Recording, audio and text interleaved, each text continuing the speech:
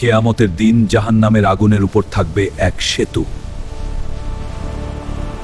কেয়ামতের দিন সব মানুষ এক বিশাল ময়দানে জমায়েত হবে।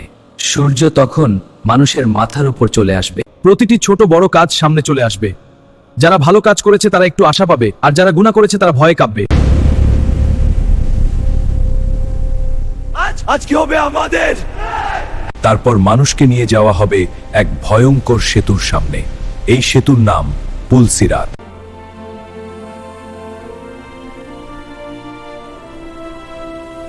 ফেরেশতারা বলবে, সালাম, তোমরা ধৈর্য ধরেছিলে, তাই আজ তোমাদের জন্য জান্নাত।